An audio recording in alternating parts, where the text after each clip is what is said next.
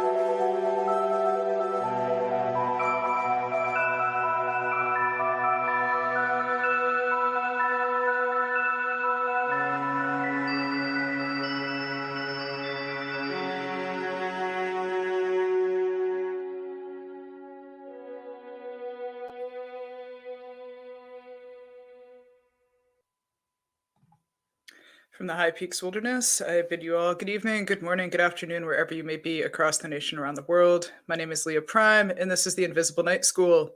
For those of you just joining us, the Invisible Night School is a small consortium of lay researchers and scholars pursuing the study and exploration of ufology, high strangeness, and the phenomenon.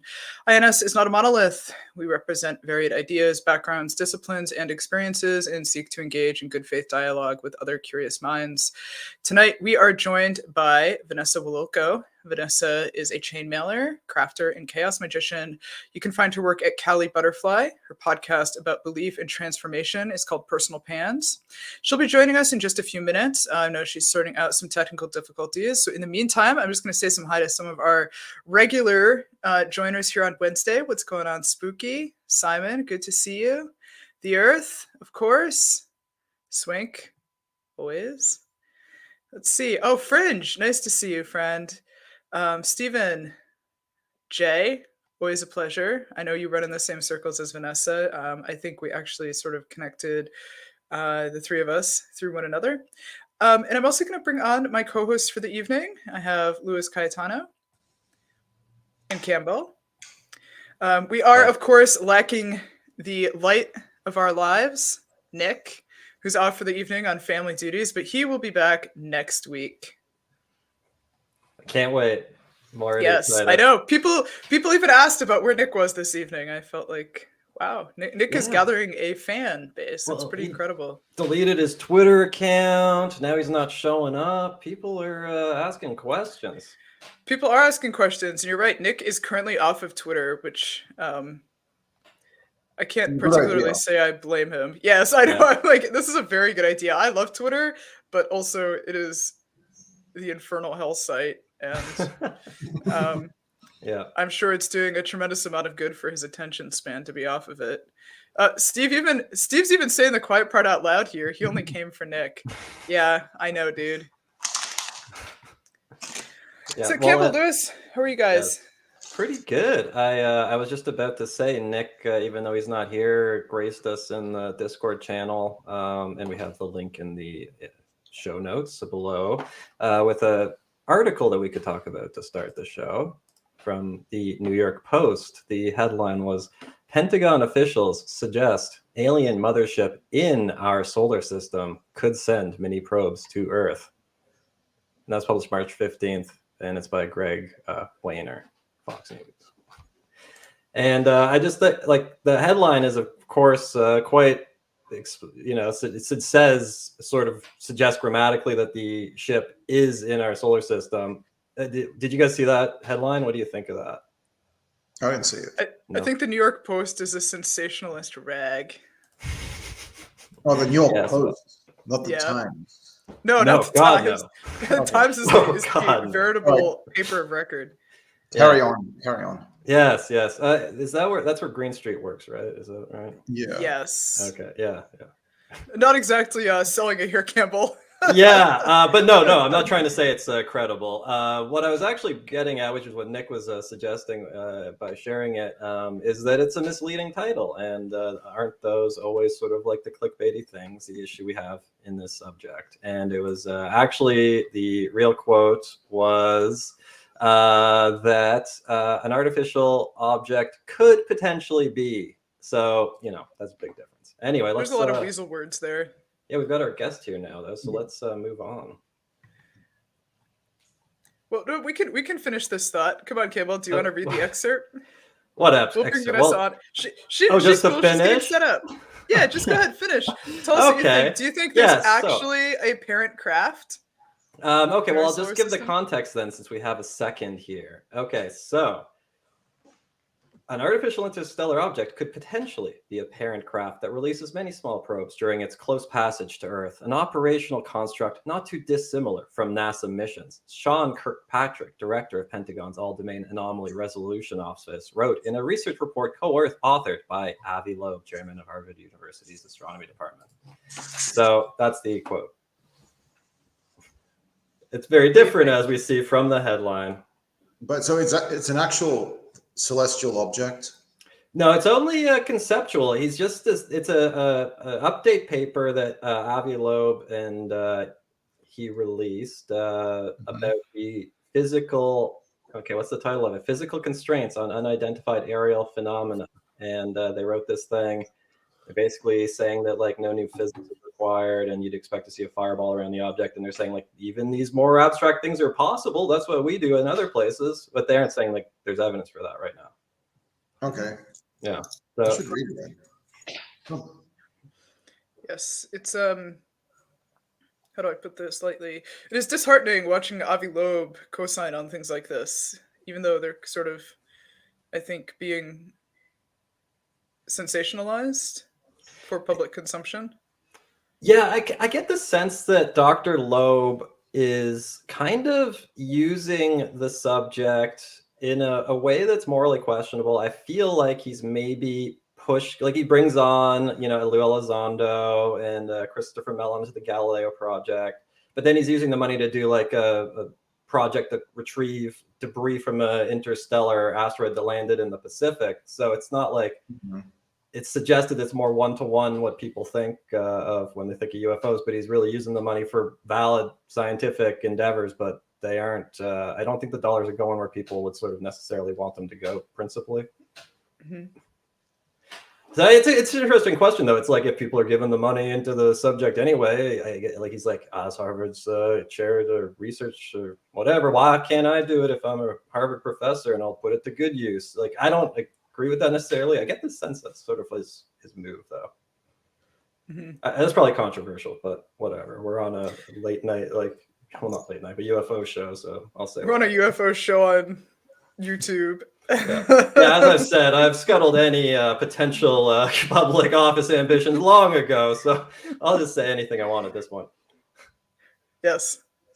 Louis, any thoughts before we bring Vanessa on? No, but I'll ask little buddy. Well, excellent. Our resident intern. Yeah, he's a little UFO dog. Yes. A UFOnaut. All right. So without further delay, let's bring Vanessa on, okay? Let's do it. Hey, Vanessa. Hi. Thank you for your patience. Of course. Welcome to the Invisible Night School. You missed me reading our typical script and introduction. It's great to see you. Thanks so much for joining us. Good to see you too. Thanks for having me. Of course, of course. So I was wondering if you could just tell the audience a little bit about yourself and about your background, since you are not a UFO person. You're one of these exotic non-UFO people.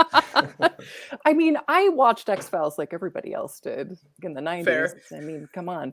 But yeah, I was interested in UFOs when, again, X-Files and Fox News, they had shows on all the time that you could watch with doctored footage and alien autopsy. Exactly. Yeah. Those are just fun. So that was kind of my entree into the field. But yeah, I'm not a UFO person per se. I'm actually, how would I define myself?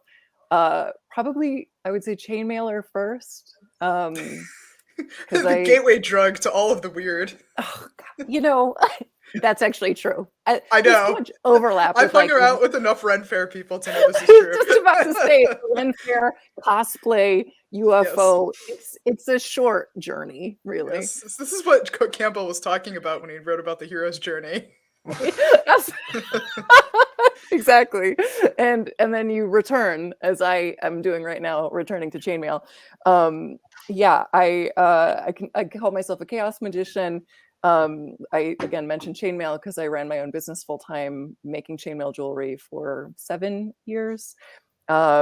Also interested in social theory, also one of the organizers for Pan-Paracon, which is an online paranormal conference dedicated to diversity and anti-racist practices. I kind of do everything. I used to think it was because I was an Aquarius, but it's just the ADHD. Relatable.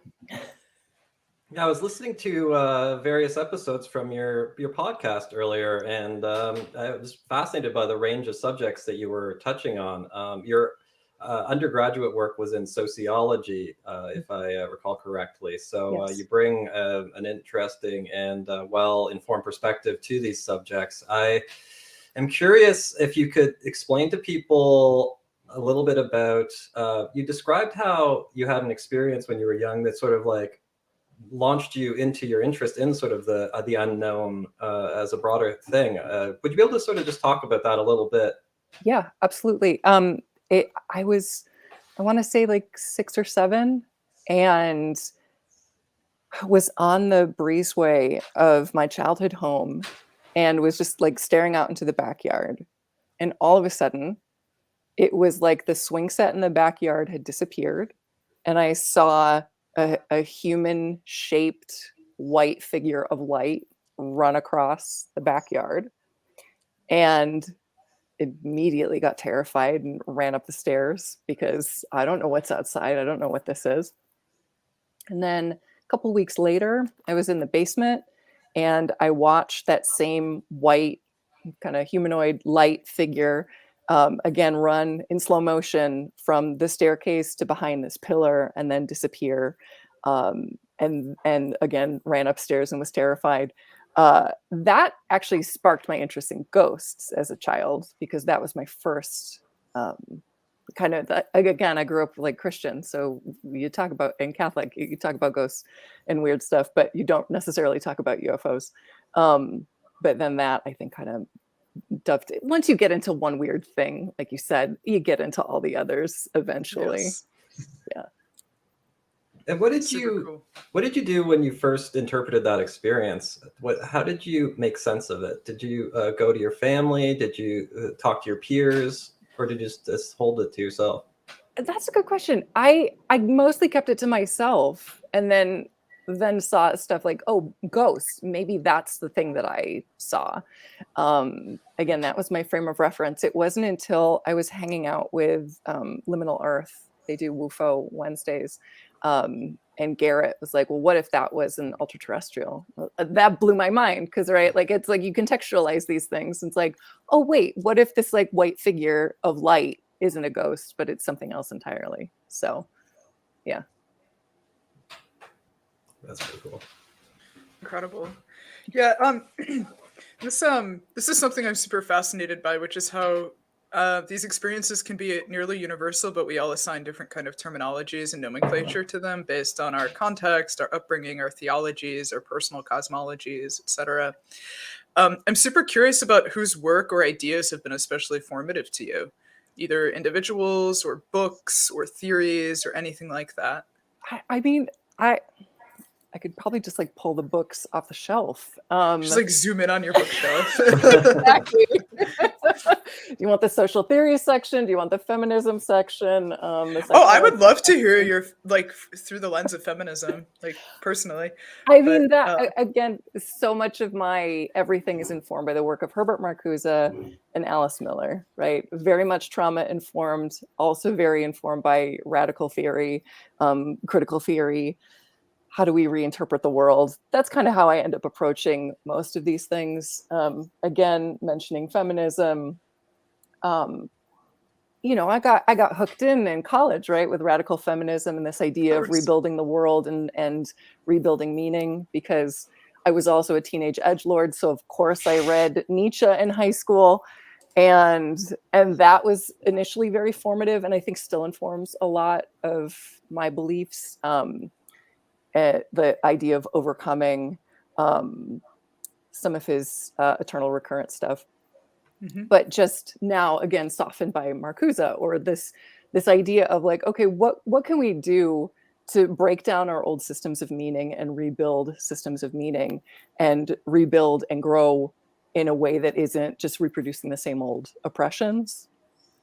And I think that's why also Alice Miller is a huge influence on my thinking and really just everything I do, because she talked very fluently about trauma and the effects of child abuse on kids and on development, and how we end up carrying forward and reproducing so many of those trauma cycles as adults if we don't face the impact of that initial trauma. Mm-hmm. I see that in the paranormal community. I see, you know, those impacts in the UFO community. They're everywhere in the UFO community. It's okay. This is kind of a UFO show for people that hate UFOs. So great, right? So it's okay. We can talk about the pandemic of incredible trauma in the UFO community.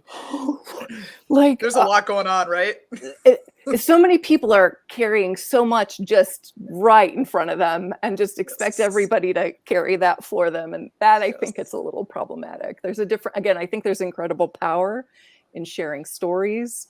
And I mean, that's another feminist thing, the idea of qualitative research, of getting in-depth interviews with people. Again, also anthropologically, very important.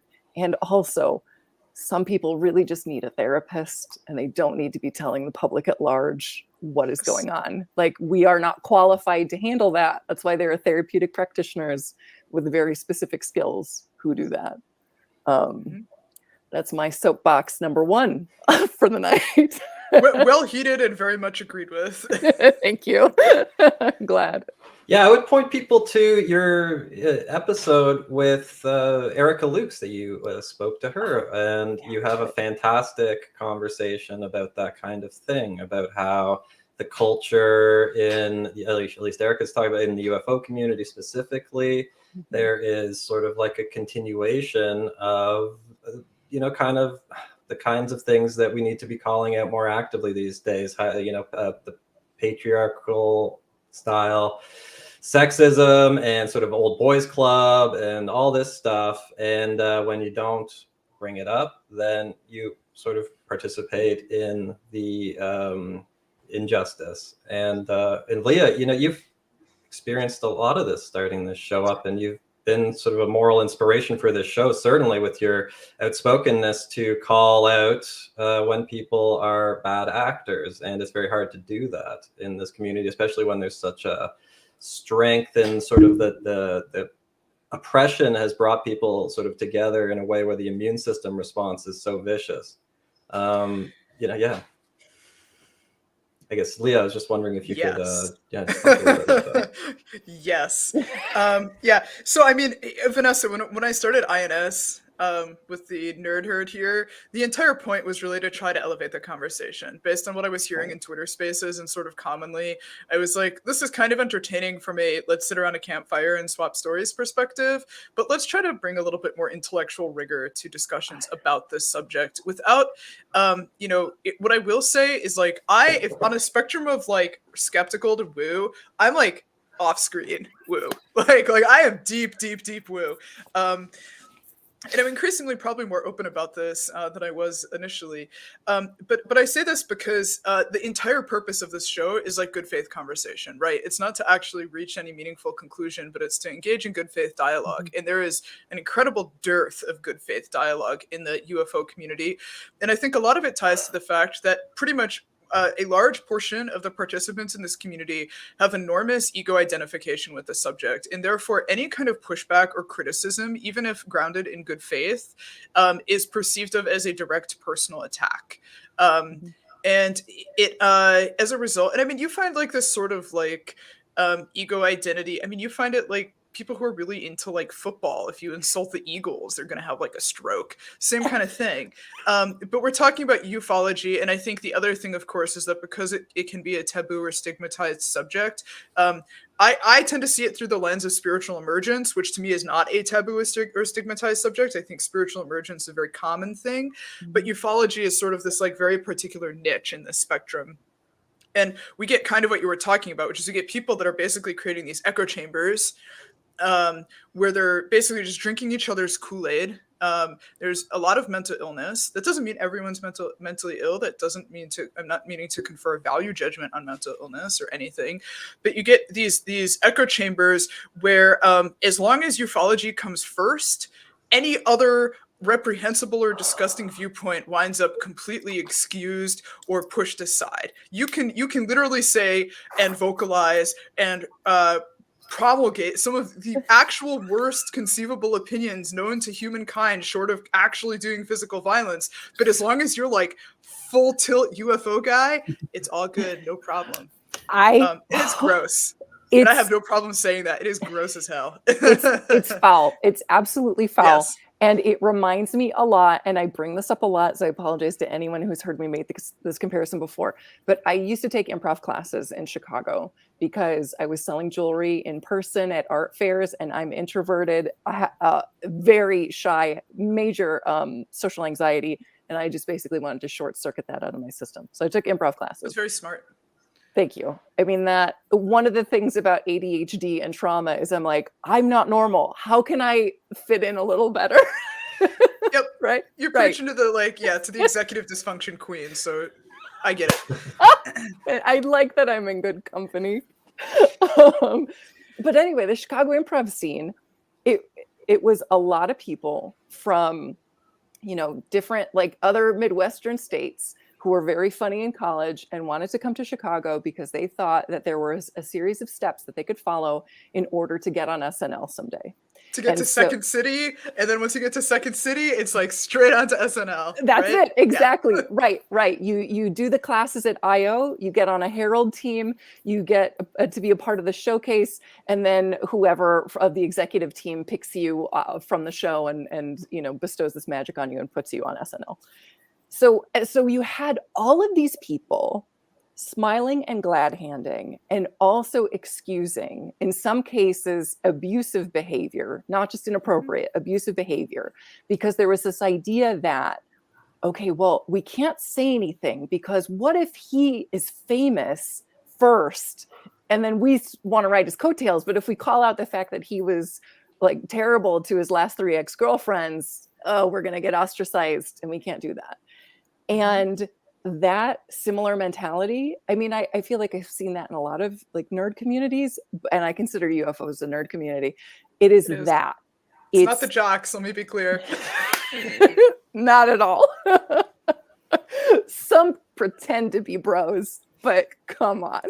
I hate sports. Right? Great.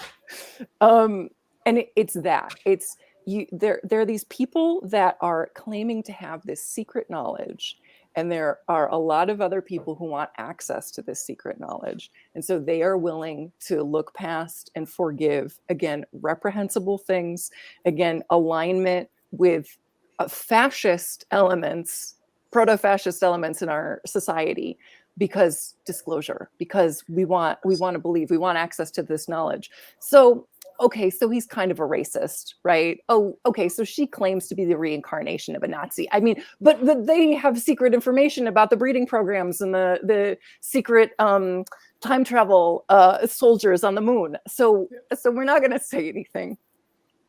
Again, my philosophy with the paranormal is the same with everything. Humans first. If you are not centering human experience in this lived reality with these oppressive social structures, I do not care what you have to say about the occult. I don't care what you have to say about the paranormal. And I certainly don't care what you have to say about UFOs, period. Yes, yes, yes. This reminds me of the old adage in Buddhism, right? Before enlightenment, you chop wood and carry water. After enlightenment, you chop wood and carry water. Enlightenment or development or personal growth or exploration or occult practice or whatever else is only so good as you are able to bring the gleanings of that practice into the world, and if not make the world better, at least help mitigate the suffering that is present in the world. Exactly. Exactly. Like if you don't feel, again, I don't necessarily believe in anything, but if you don't have some like, don't feel like a moral or ethical obligation to other humans, that you've missed the point, right? You've completely Yes. missed the point. Yes. And it's sad. It's sad and it's gross what I see in all of these nerdy communities. Yes. Yes. And also to this other point, like the ego attachment to this belief system, like to the belief in UFOs, it's the same as people who get really immersed in fan culture. You know, I have friends who are into K-pop, DC and Universe, K-pop, manga, yes. all of it, right? Like, don't diss Cowboy Bebop, or we're gonna come to blows, right? It's that kind of sensibility, and like. I find it very strange when people get very defensive of things that they like, even things that they believe, because like, why are you so attached to these things? Why can't you handle any criticism or just a difference of opinion? I was going to say, it also takes on this almost extreme binary kind of thinking where like the only way to like something is to categorically like and endorse every conceivable facet of it. And like I am like huge into Art Bell, who is probably a huge problematic fave in so many different ways, not the least of which because he basically laid the foundation upon which Alex Jones and all these other chuckle fucks have built their empires. And like I love Art Bell, but like I will also say this guy was like a total creep to women, super weird, didn't have good politics, said a lot of not great stuff that would probably get him canceled today. And like we're grown-ups with functioning intellects. We can hold multiple viewpoints at the same time. In fact, we may even be able to hold complex and sophisticated viewpoints that we may not even agree with, but can entertain, right? And instead, right, it becomes this like extremely narrow binary way of thinking that either you absolutely like every single thing that is part and parcel to whatever the subject is, and if you don't, you are the enemy. The enemy. I mean, again, I have a friend who is into K-pop. She's also Black. And there are other Black K-pop fans who have dealt with doxing and just a barrage of racist hate for Shocking. like not liking the right albums in the right order, right? It's that party line thinking. Again, I'm a systems thinker. It's like kind of like you see, even if it's not like people who align with fascists, it's the same kind of fascistic thinking of like, we all have a party line. We all have to follow the party line. And if you don't, we're going to attack you and we're going to criticize you. And again, not over like racist, sexist, homophobic, horrible things, but you don't believe UFOs are like nuts and bolts craft in the sky? Off with your head. Yep. Yeah. Yes, you need to toe the party line. Yes. So I would. Oh, go ahead, Lewis. Sorry. I was going to ask, what's the trauma? How does that actually manifest? So I actually think part of it manifests in the inability / unwillingness to call out abusers in the field. So there are a couple things. Again, from doing Panparacon, people have started telling me things. And so there are people in paranormal community who are not great, who have huge followings, and nobody says anything because then they know they're just going to get hate from the supporters of those people. And they're not going to be believed, and they're going to lose whatever following they have. So there is this expectation of, again, it kind of reminds me of like an alcoholic family where we all know what's going on at home, but we all have a brave face outside. No one's going to talk about it. It constantly presenting this image. And so I feel like in that way, like people don't call out abusers. Also, when people feel like they're in the good graces of a narcissist or a bully, there's like a weird power they feel from that. It's like, yes, without realizing. We're watching this unfold in the UFO community in real time right now. Oh, really? Twitter. Oh, yes. Oh, yes. We can back channel about that. Anyway, sorry. But what is like the actual like, I mean, you mentioned your experience with the white phantom figure. But can you think of any kind of images which manifest because of trauma or because of abuse? So I personally think that a lot of abduction narratives are actually childhood sexual abuse stories that have gotten filtered in a way that a person can actually approach them. Maybe not all of them, but I've certainly heard a few that kind of hit like the trauma marks. Like Strieber, Whitley Strieber, maybe. Right. Yeah. Yeah. And also like, so I mean, Jack Brewer talks about how even just the experience of something paranormal is often associated with trauma, because you are jolted out of your reality. And especially like I saw this as a kid, and I'm just like, and again, the swing set also disappeared. Like multiple things of unreality were happening at once. You know, I don't even have full like fine motor skills yet, and I'm trying to wrap my head around this. And again, that also happens with adults who have experiences of lights in the sky or other kind of visions. So that alone is traumatic. But I also think that like the ability to kind of see these things like requires a certain amount of dissociation from normal reality, which is also a result of trauma and how to survive trauma. You know, would I have seen like a white figure in my backyard if I wasn't raised by like mentally unstable people? Maybe not. You know, was that a hallucination? Maybe. Like those are things I can't answer. I'm willing to entertain that things don't necessarily mean what we see or initially interpret them as. Yeah, I mean, again, the trauma really, like, again, with my sociology background, I see it in the way that social stories get formed around all these different narratives, and again, what we put up with, and again, I'm just like, trauma is the only thing that explains not calling out abuse.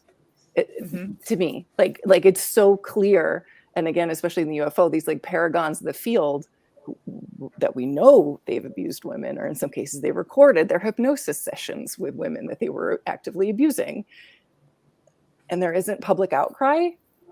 Seriously? Like, again, it goes back to this idea that the UFO as a subject supersedes any other conceivable thing. Right. And what's unfortunate too is that like so many of these things, it becomes like again, it becomes like a cult, right? Where first you start out and you're like, okay, people are having abduction stories. All right, well, okay, actually they're being abducted and used for a breeding program. Like, oh, really? Okay. And then there are like hybrid children, and then but there are also time travelers and children who are de-aged. And then you go farther and farther and farther, and at some point you have to be like, do you really think this person has truth?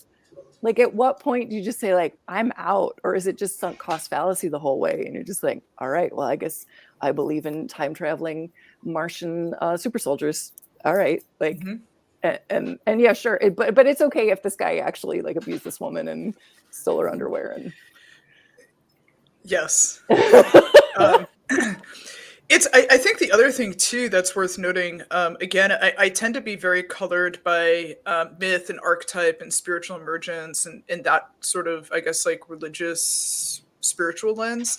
But I mean, even just to experience ontological disruption is in and of itself de facto traumatic, right? There doesn't actually have to be a preceding trauma event just to like, I think of experiences of ego dissolution, where if you are unprepared for these kinds of events, which can happen spontaneously, like without deliberate inducement, without psychedelics, they can just happen. These can be extraordinarily traumatic experiences for people if they're ill-equipped or unprepared to sort of contextualize and integrate what happened to them.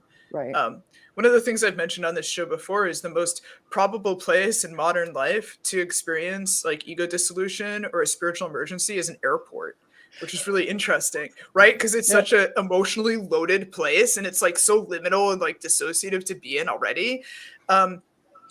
And like people have these experiences and it totally screws them up, right? They have no way to integrate it. They have no sort of grounding or way to sort of contextualize what's happened to them. And so it becomes this like huge traumatic event that, I mean, honestly, most mental health workers are not particularly well equipped to deal with it, nor like spiritual guidance. And so instead it turns into like either a UFO story or it turns into like some sort of like massive character schism. Like it can be sort of like transmuted into all these sort of subsequent events in the person's character. Mm-hmm. Absolutely. Again, absolutely. Like that's the first thing that I got really excited about Jack Brewer's work, because he was writing like, this is a traumatic experience. Why aren't we addressing the trauma? Like, again, just that having that experience, that complete, again, dissociation from reality, right? Or this material. We're all taught that like this materiality is all that there is, and Yes. that you are only smart if you only believe in this, and no idea of like a mind-body connection or some other unknown thing out there. Yeah, I mean, so much of our mental health and like psychotherapeutic practices are effectively just scaffolding on the capitalist system, right? They only serve to make us productive workers. They don't serve to make us spiritually integrated humans with like somatic and bodily wisdom and like fully integrated lives. They serve to make us like better at writing JavaScript or whatever. Exactly. And so as a result, right, like you have basically this entire this collection of psychotherapeutic workers. Now, I had the good luck. I worked with a Jungian analyst for 6 years, which was amazing, right? I did not fix my anxiety, but I got to know myself really, really well. But like most, like even CBT, like cognitive behavioral therapy, is just like direct applied. It's to get you back to work and being a productive member of society. It's not to heal your wounds. It's not to deal with your shit. It's to get you writing JavaScript, like, and paying your bills on time. My former best friend is a psychotherapist and who practices CBT. And she even said to me once, like, I mean, we all know this doesn't work long term. I was like, why are you doing this? We're putting Band-Aids on bullet wounds here. Right. And it's like, okay, I get that it's hard to do depth work. It's hard. It's an ongoing process. It never super stops. time intensive. Yes. Right. It's good to take time off of work so you can do all of it. Yeah. Yes, it is. Actually, I think these are great points about trauma and human sort of like evolutionary, socialized history and things like that. Like there's a professor, Macaulay, who founded cybernetics at MIT in the 50s. And he talks in an interview with CBC News in, I believe, the 60s about how, the human brain was designed by natural selection, adaptive pressures, to do life-sustaining activities for about 15 hours a week. And the rest of their time was spent prioritizing social relationship building within your small community. Yeah. And, he says, like, what we're doing right now with our lives is like trying to race like a cube van in a NASCAR race. We're just blowing out the engine. I need those, 70 years ago now. So, we've had this as sort of a presence in all of this for so long. And the trauma piece was especially relevant to me because the only reason I'm here today is because of COVID. The virus messed up my business. Farming really messed with my business. I had a lot of spare time. First time in my life. I'm a skeptic, Campbell's atheist. A weed farmer. CBD can't, yeah. But yes. Yeah, no, it's weed. Yeah, no. Yeah, I'm a weed farmer. But great. It's licensed, Health Canada licensed. And the resident plasma guy. Okay. Well, yeah, I'm trying to step away from the explicit title, but God, where was I? The trauma. Yeah, so my business was struggling and stuff, and that was like the first time I even, and I'm a materialist, all this stuff, no interest historically in paranormal, UFO, or anything. And that was when I saw on the news in the middle of the shutdown, Obama was saying like, well, there might be things out there we can't understand quite what they are. They don't, they move in weird ways and all whatever. So I'm like, what the heck's he talking about? First time my mind opened to it in the middle of like a trauma experience. And, you started paying Paracon and stuff. And, and we've sort of started this community here. It's almost like a counter revolution to the mainstream culture, right? A protest. And could you talk a little bit about the origins of Pan Paracon, how you got involved, and what led you, like, kind of from a philosophical standpoint to engage in that? So, so it's funny that response, right? The reaction, like, I used to listen to Mysterious Universe, and then a friend of mine clued me into the fact that they're terrible people that believe terrible things and espouse, pandemic, anti-vax, China is coming to kill us all, anti-Semitic, anti-trans. Good shit. Yeah. the whole thing. They used to keep that only on the paid side, right? Where they would make references to Clown World, and then they went full mask off. And so I started a fundraiser, and it was just a screenshot of like Benjamin Grundy has blocked you on Twitter. And that was a fundraiser for Trans Lifeline.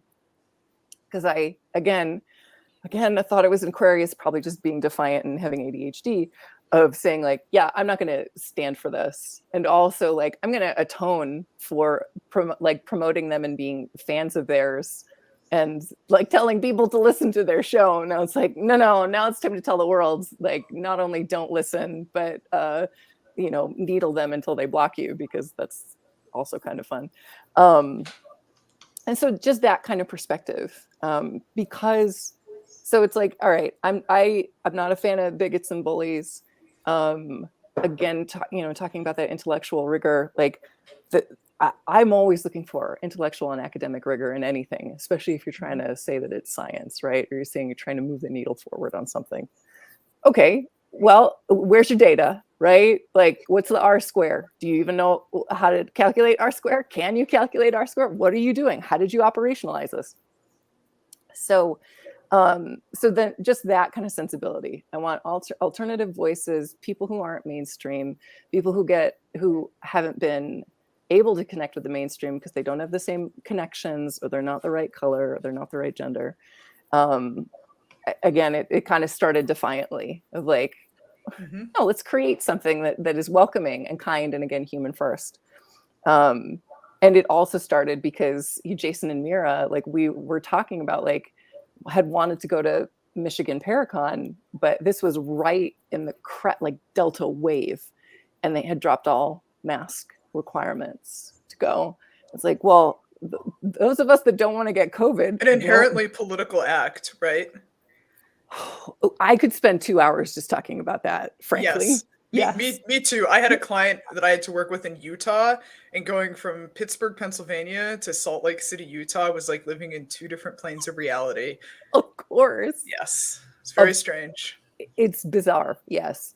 It's so funny that people don't think that things are political when they're aligned with their views, but when it's not, suddenly I want the politics out of ufology.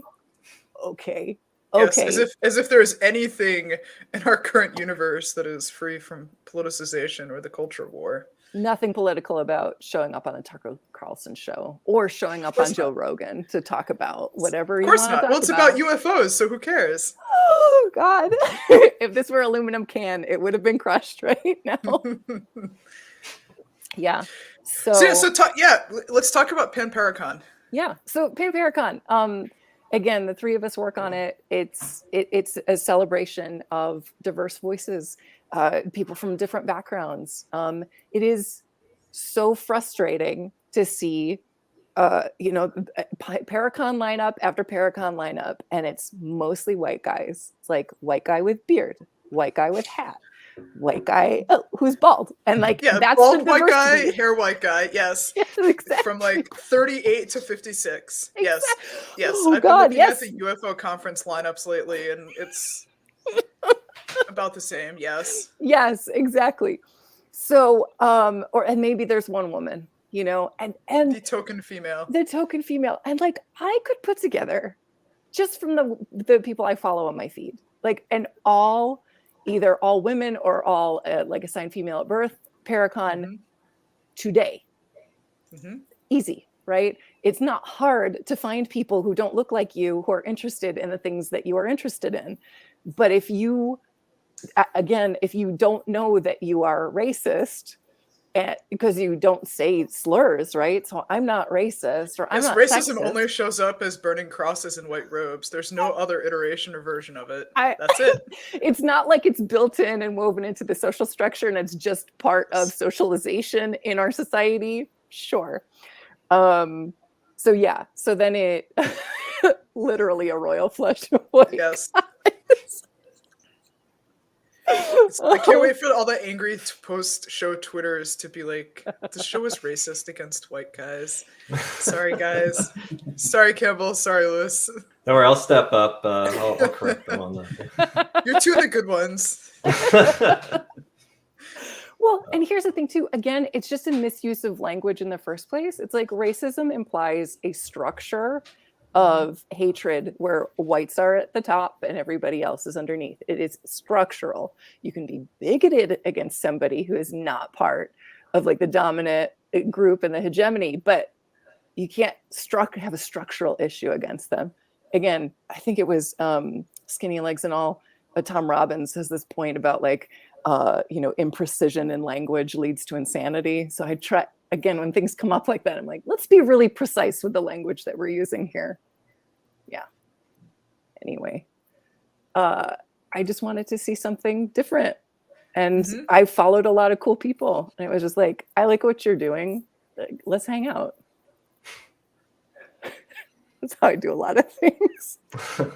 The language piece, though, I do appreciate. That's always a factor in all the conversations. And especially on the skeptic side, I find, probably for good reason, a lot of my most intense conversations are with fellow skeptics because we're sort of operating from a shared standard of reasoning and things like that. Yeah, so it's like with the language, there's a typical thing. It's like, do UFOs exist? Yes or no, or whatever, right? I'm just curious, how would you answer that question and what would be your justification? So I, again, hate answering questions with questions, but I do it a lot, right? What do you consider a UFO? What does it mean by it existing, right?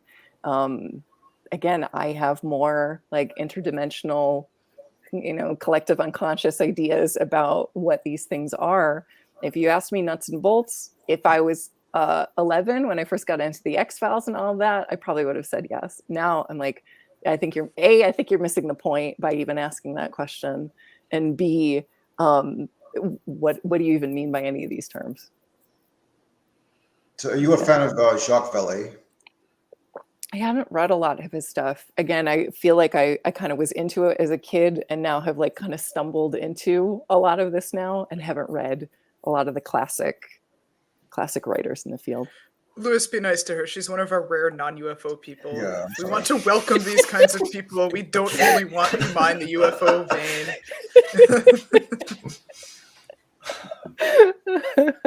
Vallée is the, in case you don't know, he's one of the proponents of the interdimensional hypothesis. Okay. Yeah. So that's what I would say. If it's, although I'm more of the idea of like hyperspace, right? Like there's a book called Surfing Through Hyperspace, and I like the way he conceives of it. This idea of like a 4-dimensional entity that we're only ever seeing a 3-dimensional cross section of. So again, existence, like you have to posit like existence that you're not even familiar with because you're just dealing with 3-dimensional space. So I think that's why like some people can see lights in the sky, some people see Bigfoot, some people see a ghost, whatever it is, because you're only getting a particular cross section of something. Vanessa, would you say that you've sort of, something that I've noticed anyway, like there are these sort of qualitative maybe similarities between descriptions from like, the occult side of interacting during the middle of like one of the ritual practices. You sort of like experience some kind of entity, and then there's like psychedelics where people qualitatively are describing something almost identical. And then we talked a little bit about like the ghost experiences and other kind of like intense things like that. In your engagement with these subjects and more broadly, because you sort of touch on a few of them all at the same time. Like, have you been seeing those similarities? And if so or not, like, could you just talk a little bit about your interpretation of that? Yeah, so I think this is my kind of fundamental issue with ufology to begin with, because I think just the way that we're talking about it is very limiting. Again, and not to just shit on ufology, like this happens in the please occult. do. Okay. I mean, I like that this is a safe space for that. But again, just talking about this idea of like, okay, how do we even conceptualize what we're talking about, right? As soon as you're saying like, what's a UFO, right? You've already made a stack of assumptions going into that. And again, my background is in social science research, and how are we operationalizing this? And of course, I'm informed by feminism, right? So even the choice when you're doing, say, like a quantitative study, you're trying to measure something, even the choice of choosing a measure to measure the data is a subjective choice, and you are limiting your data collection. And you can pretend that it's objective, but again, deciding the subject to measure, the measure that the means you're using to measure it, all of those are subjective choices. So again, I every time people are like, "Oh, let's go Bigfoot hunting," it's like, first, you think it's a real, you say, okay, you think it's a real animal you can see that it exists in this space, that sometimes hides and sometimes visible. You know, you're making all these assumptions. Like, even with ghosts, right? Or especially so much of paranormal television is like ghosts are demons. You've made a lot of assumptions cosmologically if you have decided that all of these things are demons. You know, and then people are talking about this being objective. It's like, first of all, take all the steps back. The way that you were describing all of these things and claiming to know the objective truth about all of these things is using language that we invented at some point in time. You are only ever going to get an approximation of what is actually going on, period. So if you can start from that point and you want to have like explorations about what you think you know or what you think you might know, then I get really excited. But if you're stepping in and saying, I know what this is, these are all individual things, you know, again, I can see the connection between fairy lore or with, you know, biblical angels and the UFOs. To me, these are all similar, if not the same story that's being told in a particular historical cultural lens. So then when people are like, nuts and bolts UFOs, disclosure, Bigfoot, whatever it is, ghosts, I'm like, you don't even know what that is. You think it is. Maybe the ghosts are UFOs and the UFOs are ghosts. Yes. The best we can do in discussing, like, it's so difficult to wrap language around the ineffable in general. Right. And the best we can do really around these subjects, in my opinion, is basically convey through symbol and metaphor, right? And myth. Yeah. Like our sort of quantitative reasoning models are insufficient for exploring a lot of these parts of human experience. Yes. And again, just reproducing, you were talking about therapy that reproduces capitalism, right? It's just reproducing the same repressive systems where things can be reduced, where things can be controlled, where things can be dominated. Again, even the idea of like Bigfoot hunting or UFO hunting, like even that language of like there's super soldiers. Right? God, right? Or even the idea of breeding programs. Like, again, horror movies are such examples of like collective fears, but really ufology is too. Like this, this is something Nick, bless him in absentia. One of the points he makes that I think about frequently is basically how UFOs have reflected sort of the anxieties of the eras in which they're witnessed. So like in the 90s, we're talking about genetics and hybrids and things like that. And it does in many, not all the time, but it does often feel to me like the subject does sort of reflect back sort of the collective neuroses about whatever the preoccupying anxiety of the day may be. Which one of the questions I had written down to ask you about was how you think about or what your view on the relationship between the paranormal and technology may be. So I think again, this is so that I think ultimately this goes back to like chaos magic, where it's like, if you believe Yes, let's something talk is about that. do you believe something is valuable, then it will be valuable. Do you believe something is useful, it will be useful. Do you believe deeply in something enough that you think you can change your reality with it, then you will. Yes. So technology, so on the one hand, it's kind of problematic because using technology presumes that the entities are able to interact with us in a way, again, that they're already like manipulating electronics or the electrical field or any of that, that they have that ability, that they want to. Oh yeah, Jason, yikes, those Thank you, tweets. Jay. Yeah. Like the Big Statler and yikes. Waldorf. Yeah. I know, yikes.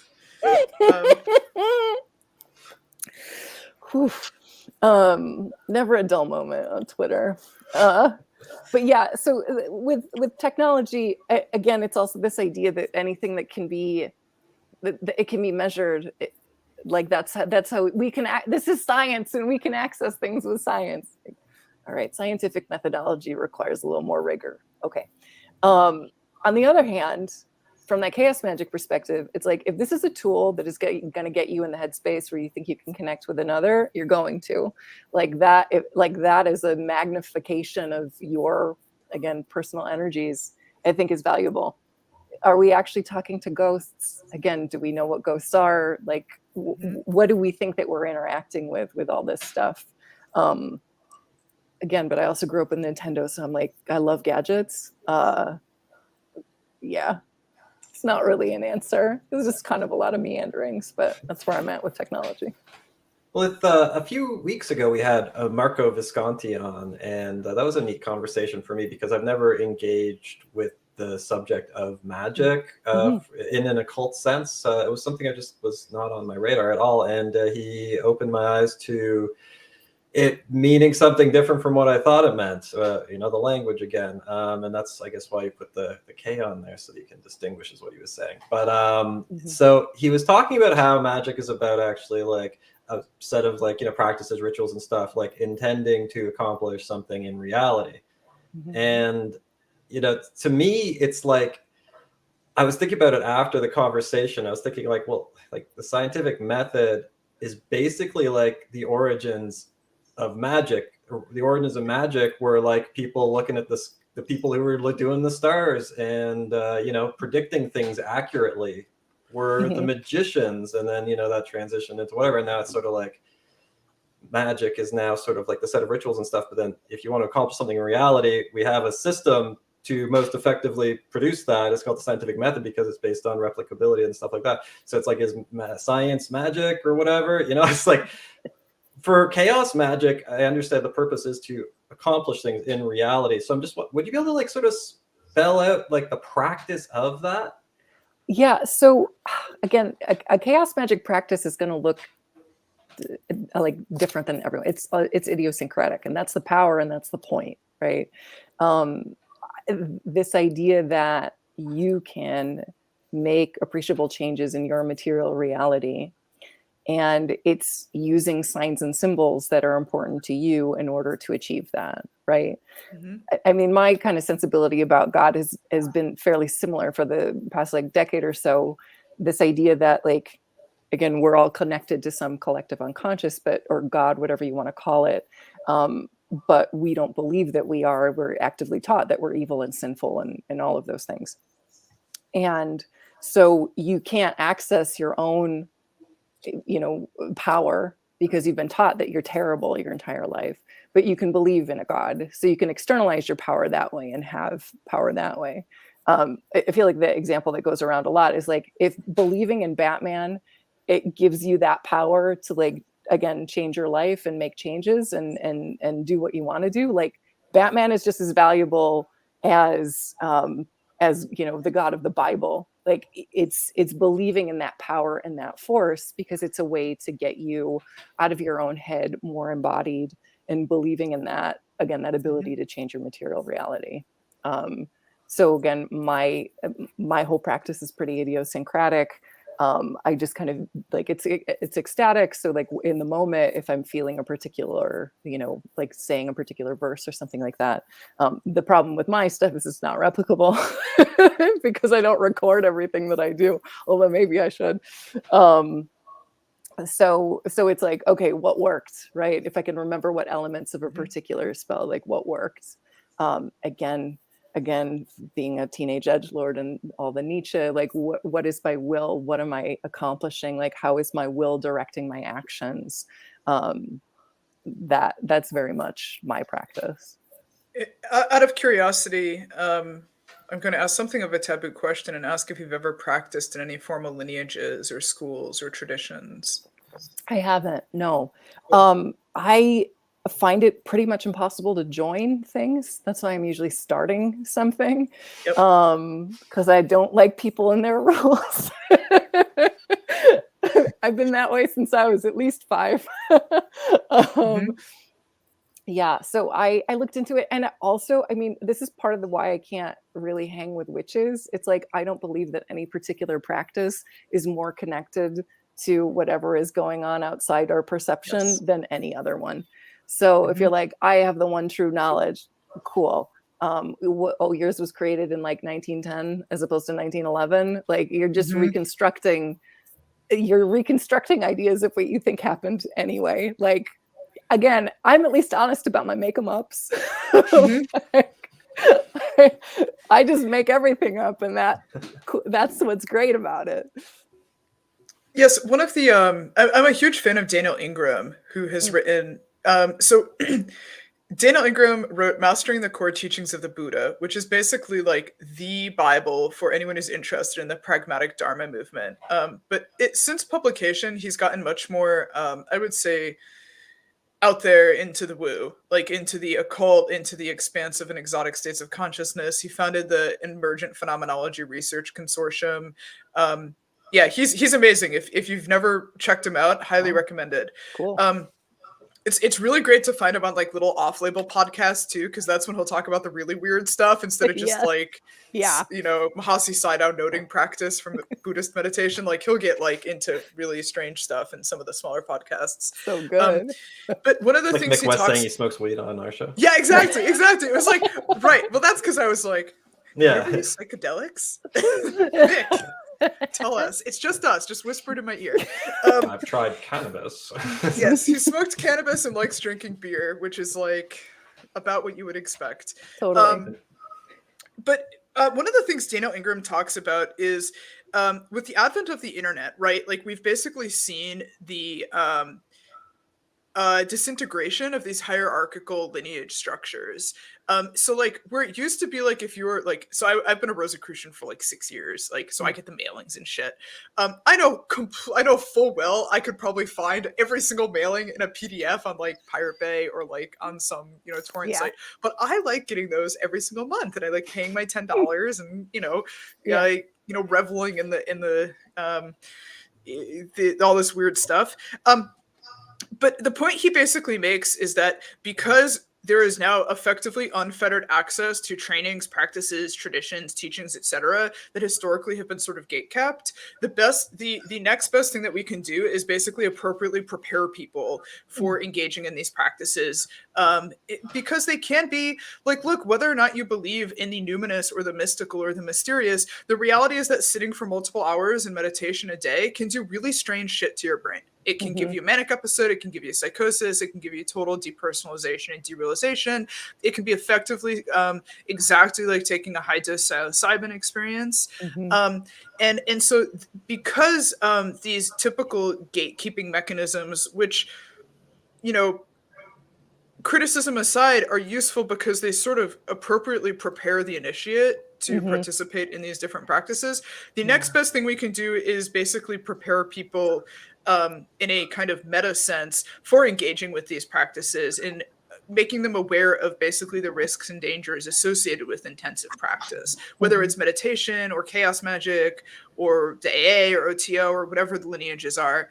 That like, I guess what I'm kind of trying to make this a little bit more coherent, what I'm trying to get at is basically that even if someone is not a particular believer in anything metaphysical or otherworldly going on, the reality is that engaging in these practices in and of themselves can be pretty transformative. They do very interesting things to the mind and to the perception of reality, just by virtue of practicing them. Yeah.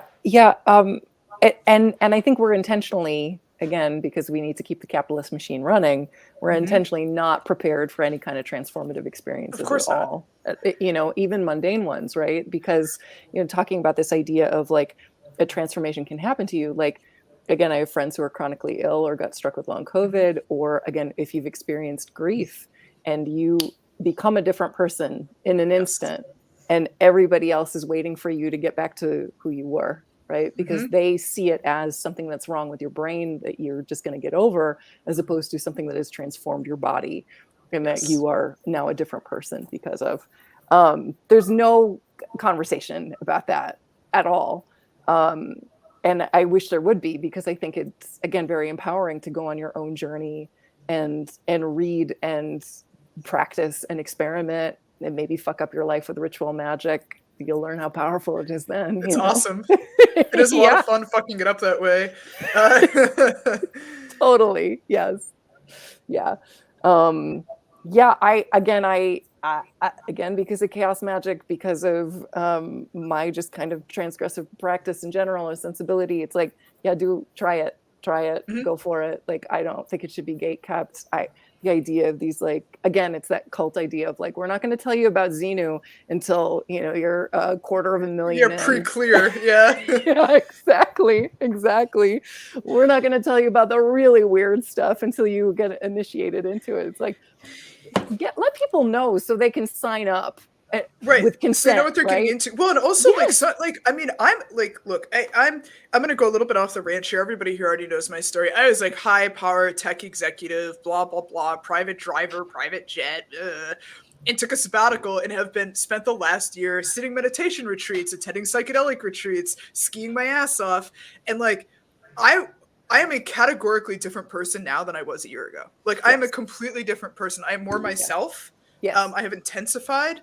But there's no universe where I go back to working full time as an insurance executive. Like, that is never going to happen. That can't put that genie back in the box. And every now and then I come across these like completely asinine think pieces from tech bros about how like they've watched so many minds in their generation ruined by psychedelics and Buddhism and meditation because it makes you lose your ambition. And it's like, it is the worst. It is the worst. The worst, exactly. It is the worst. Because you realize so much of like our popular conceptions of success, which of course are yoked to financial success, material success, they also rely almost totalistically on a complete alienation from the self in like fundamental ways, right? Yes. Because the second you're actually in touch with yourself, like I will say before you and God and YouTube and everyone, I am the most broke, least stable, like from like a home perspective than I have ever been in my entire life, including when I was in college. And I'm categorically the happiest I've ever been. Like it's not even close. Yes, exactly. I could like stand on a soapbox in the street corner and tell everybody this story because like it turns out what everybody says about material wealth and financial success is completely true. It really doesn't mean anything. It doesn't mean anything. Well, it especially doesn't mean anything when you're alienated from your own body. And that's Marcuse, right? That's it, Eros and civilization, essentially in a nutshell, where there is no such thing as a death instinct. Thanatos is to destroy pain. And the reason we're trying to destroy pain is because we are alienated from Eros, right? We're alienated from our own bodies, our bodies existing in the world. Again, you know, all these things I didn't realize at the time were part of my practice. Like later, I'm like, oh yeah, okay, this is all informed by the same thing. So I still teach chainmail classes, but I used to teach more. And to watch people in class with pliers in their hands and they're making something with their own hands and they are watching it come into being in real time from their labor. And I would just see people transformed because suddenly they're in their bodies. They realize their bodies have agency. They're getting pleasure from their bodies. They're realizing like, I can make things. I can make this happen. Like transformative. I still remember one of the first classes I ever taught. There were a couple women in class. Exactly. Authenticity and play. Play is a Right. huge one. Homo Ludens by Johann Huizinga. I think I'm pointing in the right direction. But play is integral to life itself. But yeah, just I completely lost my train of thought because I got really excited. Oh, making chainmail and watching like people who have been so dissociated from their bodies make something creatively that they can physically engage with in the real material world. It's so powerful. This woman in my class, she's like, all day I sit in front of a computer and like 8 hours a day I just stare at a screen, and she looked me like right in the eyes and she's like, this is not how we're meant to live. And this is antithetical to human experience. Completely antithetical to human experience. There is something I want to say her name is Renata Hiller of I think Waldorf, and she was talking about how it's on YouTube. You know, we have evolved to work with our hands, to use our hands. Like that's kind of the whole point. And that children will naturally gravitate towards the experiential.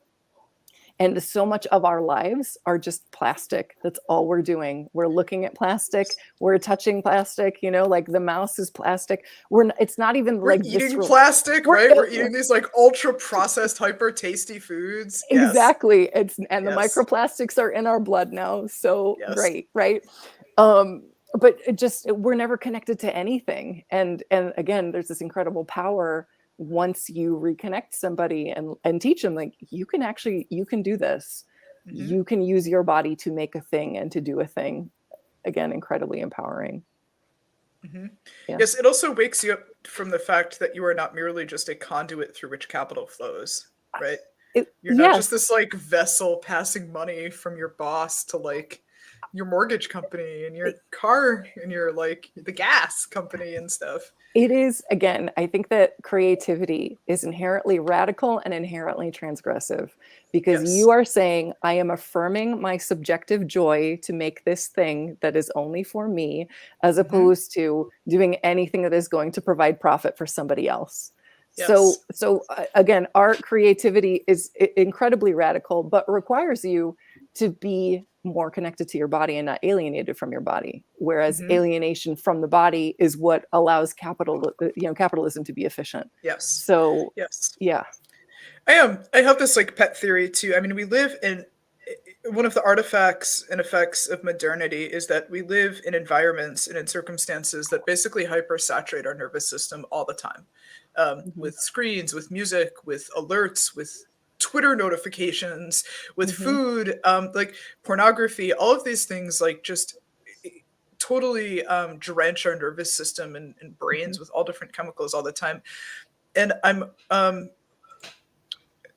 have this pet theory that it basically drowns out all of the sort of subtle somatic experiences of being human, which would be things like intuition, or even, I mean, I would even go so far as to say like psi phenomena, right? Yes. Like it basically drowns out the sort of subtle messages that we would typically receive and be tuned into if we were living in environments that weren't so heavily stimulating all the time. Yes. I've been thinking about this a lot lately. Again, I just got the ADHD diagnosis like about a month ago. Mazel tov. I got mine at 34. So yeah, right. Been there. Yeah, it's great. It's like putting on glasses for the first time, right? Yeah, I always thought I just had anxiety. Turns out. Right. Turns out you just had, again, you're a dopamine-seeking brain, and which...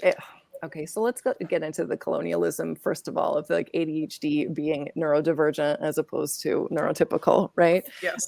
Because again, having a brain that is really useful when you're out and you're trying to find food, like, can you hunt? Can you hyper focus? And can you also just pay attention, be hyper vigilant and pay attention to everything? So, you know, by like the blades of grass, you know, they're like, oh, there's an animal that way. We're fine, right? So again, to say that like we're the mad ones, but just that idea of like a nervous system that's dysregulated because you're more sensitive, you're paying attention to more things. Again, hypervigilance plus this like information society can be, it short circuits. Like that's why people just end up dissociating and scrolling Twitter for, you know, hours on end. Not that I've Wow, done that. shots fired.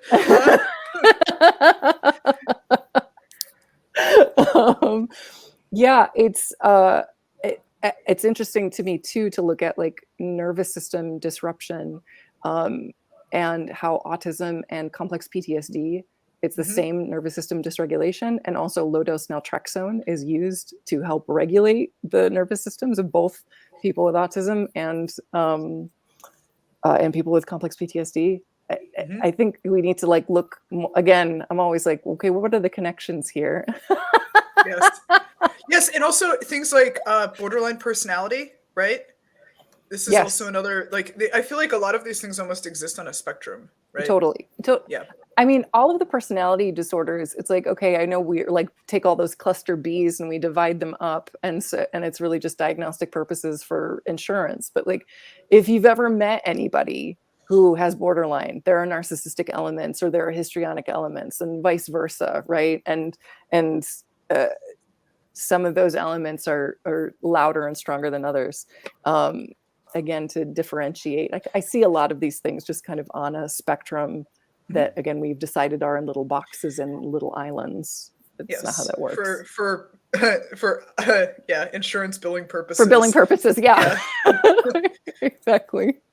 Well, and we're talking about the way the human brain works, and we mentioned adaptation and evolution and things like that. And it speaks to my experience getting involved in this subject and my historical experience as well, based on things from my past that I won't go into right now. I am very critical of authority. I'm an anarcho-syndicalist. I identify with Chomsky's teachings heavily. I think he's the smartest person on earth. It's this whole thing about advertising, the way people process reality, and how the primary way that most people sort of check out the world is through their community identity. And community identity is actually prioritized on average in the brain over objective information processing. And, there are adaptive evolutionary reasons why that needed to be the case historically, because ostracization from your 100-person close relation group would be the surest way for you to die over arguing about the objective reality of some kind of empirical observation. So, I noticed it's like you can't break in really easily into these, like you can't bring new information in very easily, but you see that everywhere, right? So, like, have you thought about this at all with pain? Are you actively attempting to sort of like build a culture around that, like kind of more like active excitement? Or is it like, are you getting into sort of the evidence-based side of it at all? I'm sort of getting at like the underlying culture that we're trying to build here. Sure. So it's, I'm less interested in evidence-based things unless it's like shining light on underrepresented communities to say like, hey, there are actually lots of ghost stories, featuring women, or like Amanda Woomer has a book about sex workers and their hauntings, right? So then I'm interested in that. Really, I'm more interested in hearing different ideas from different people of different walks of life. Because again, radical feminism, intersectional feminism, like every person's experience within an oppressive society is different. So of course, everybody's experience in terms of the paranormal is going to be different. And your lived experience in your home communities are going to inform how you interpret these different things and how you see these different things. So how are you, so again, like more diverse voices are only going to be more interesting to the conversation. It's not just the same, guy in a hat, guy with a beard, guy with a bald guy. Let's hear what, that's our diversity in the field. I care about ideas and changing the landscape. And also, again, can we put humans first and human experiences first, as opposed to, again, sacrificing individuals in order to, have access to disclosure faster. You have to take a stand. Again, I think what what's primary. You have to take a stand against bigotry if you're really committed to, again, anti-racist practices, anti-oppressive practices. If like, really, is disclosure more important than, like, you know, people getting their rights taken away? Like, really, what are you prioritizing and why? So again, humans first. And then let's hear what all the humans have to say, and not just amplifying the same voices over and over and over again. Mm-hmm. Yeah. Mm-hmm. And like putting the humans first, I mean, I agree with everything you said. Just from being on Reddit so much, and like I'm a moderator on our UFO science and quotes, and some interesting conversations come up in there. You know, I'm hearing the arguments. You know, it's like when disclosure happens, free energy, and like everybody's going to be saved from everything. So we are putting humans first, right? So like, this is like Elon Musk talking about like effective altruism, right? This is like humans 10,000 years in the future, but forget the humans suffering now. We're just like chaff for the machine. Anyway, sorry, Campbell. I'm all fiery today. I spent all this time outside, and like I have energy at 10 o'clock at night. Yeah, but no, yeah, utilitarian or consequentialist style reasoning is terrifying for that reason. Like, you know, the Stalin quote of, you know, single death is a tragedy, million is a statistic. He allowed his own son to die in a death camp. So, you know, it's like Father of the Year, man. Heavy. Yeah, for many reasons, yeah. Yeah. God, where was I going with that? We're talking about Stalin, Chomsky. It's like, again, the human first, right? Like, yes. like if you, it's people are having these experiences. These experiences are only known because of observers. That's it, right? That's how we have most of these UFO stories. So if you're not, or ghost stories or any of that, right? An observer saw the thing, and now the observer is talking about it. So you have to put people first, and again, it's true. I love it. Right. It's also nice to talk to another woman. Sorry, guys. Like, yes, sorry. Yes. It's true. I mean, yes. Yeah, just it's I find it really hard again and again. I am very much informed by feminist discourse by Marcuse. What can we do to allow people to reconnect with their bodies, with their eros, and be real human beings having real experiences, as opposed to, again, cogs in a capitalist machine? What can we do to reconnect people? And for me, it's reconnecting people with their joy.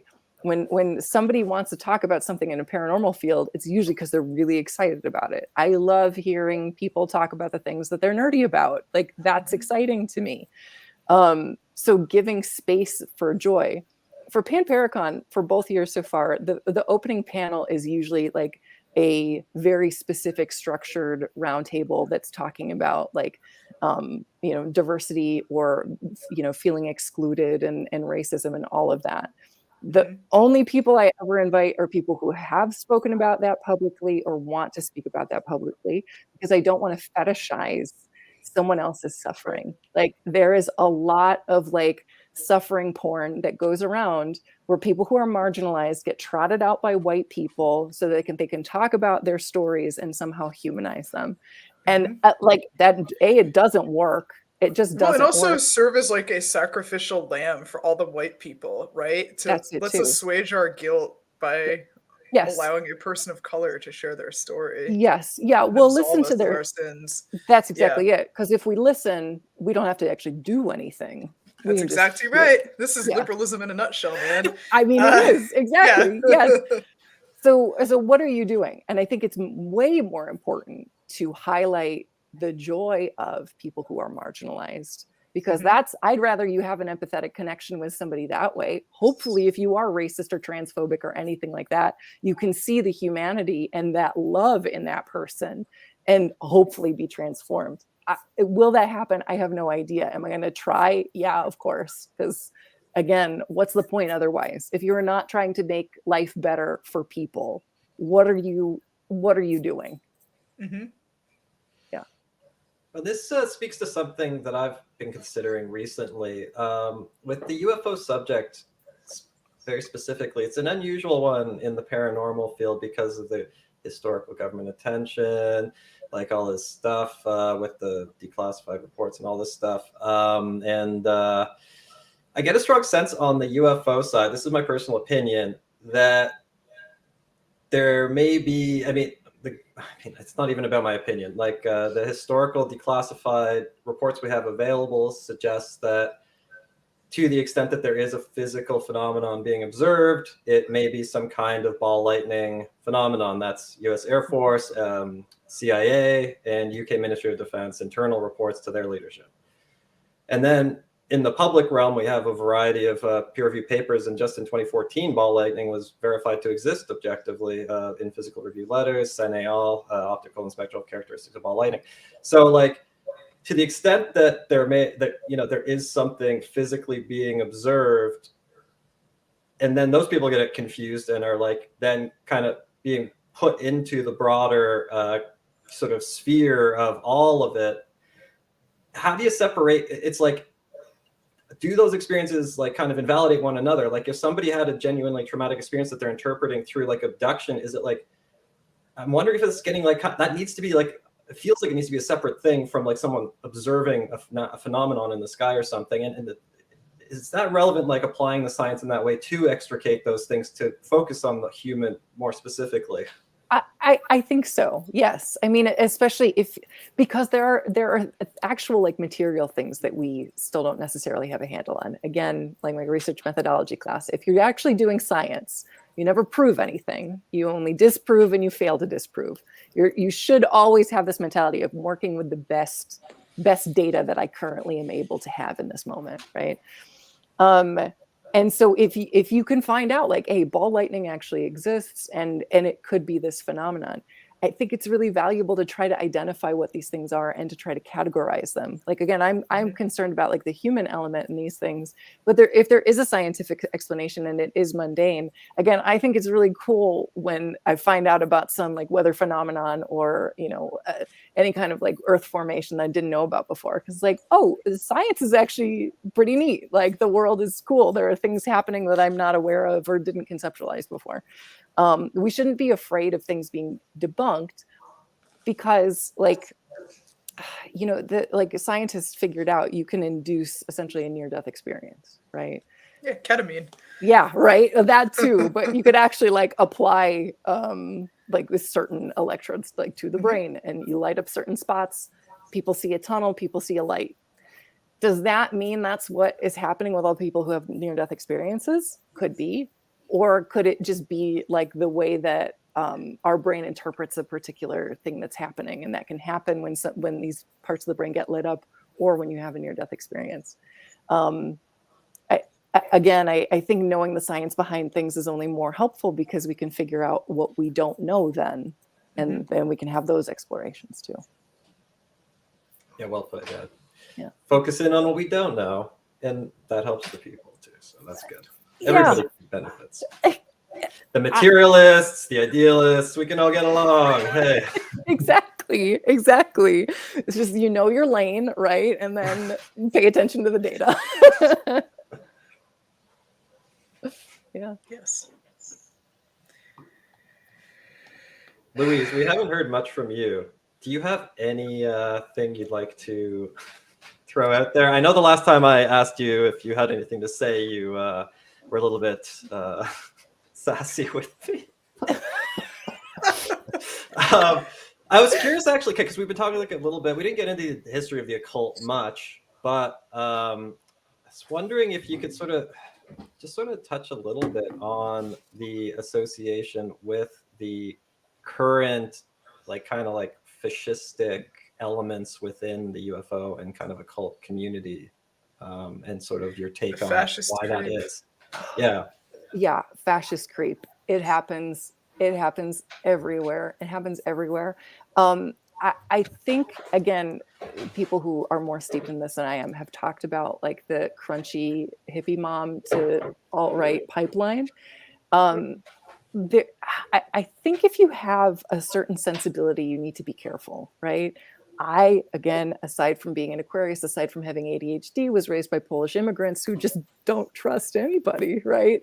So there was this idea of like, okay, you hear something, but is that what's really going on? So I grew up with that, right? So I'm always, any news story, anything, I'm like, is that what's really going on? Yes. But I have the same reaction when people tell me like, okay, so JFK is coming back. I was like, all right. Like, I'm mistrustful of like all people who have claims to reality and that like the one true knowledge of reality. But the other side of that is like, if you question like, okay, once you see like structures gonna get blown apart and you're like, oh, I don't need to have faith in these things anymore, or I don't trust these things anymore. And then people are like, oh, well, you know what, but actually this is true. Like once you start deconstructing, you can end up getting led down, because all of these alt-right fascistic, this is all intentional infiltration of these spaces. Like this doesn't happen on accident. It's not happening on accident because it's happening everywhere. That is a specific choice that is happening. But you have these people who, like, again, like with Xenu or Scientology, it starts with something you can kind of access. Oh, okay. Yeah, I can see that. Like, you know, like, yeah, I don't trust big pharma because I know how much money these executives make, right? So I'm going to look up holistic ways of healing. And then, though, you know, again, those spaces, those like essential oil MLM spaces are being infiltrated by people who are like, well, let me tell you what's in the water or what's in vaccines. And oh, well, if you believe the vaccine thing, let me tell you about the Bilderbergs that have manufactured this whole vaccine. It's just like constantly pushing to see how far people will go down this road. And again, when you have a group of people who have a certain level of trauma, which I absolutely think people in these alternative spaces do, because there's, again, you realize that you don't fit with whatever society is telling you is good or right, and you want something else. So, I mean, especially people who end up being witches or practicing magic, and in many cases, like marginalized people who felt on the fringes and wanted access to power in the only way they could, which is outside of mainstream. And so then if you start like, you know, so I know you found all this power in magic, turns out it's because you're white. And then you're like opening up this door, and let me tell you, the runes are for white people. And suddenly it's like your idea of spiritual supremacy is getting wrapped up in racial supremacy, which is furthering a political agenda that you might not really be aware of. Again, it's there's a person, Professor Wham. She is much more steeped in this subject than I am. Again, it has been a fascist infiltration. It really, in order to corrupt like spiritual spaces and get people to fulfill their political agenda. To me, that kind of misses the point. Again, humans first. As soon as you start seeing other people as not human or subhuman, you've missed the point. And I also don't have faith in your ability to do anything magical as well. That's my sassy moment. Well, I think that was pretty solid. Thanks. Don't have anything to complain about with that. I'm an only child, so I spent a lot of time just sitting around and thinking about things.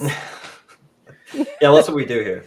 That's great. Do you think that sort of spiritual eugenics aspect is like an inherent tendency, or is it just a potentiality?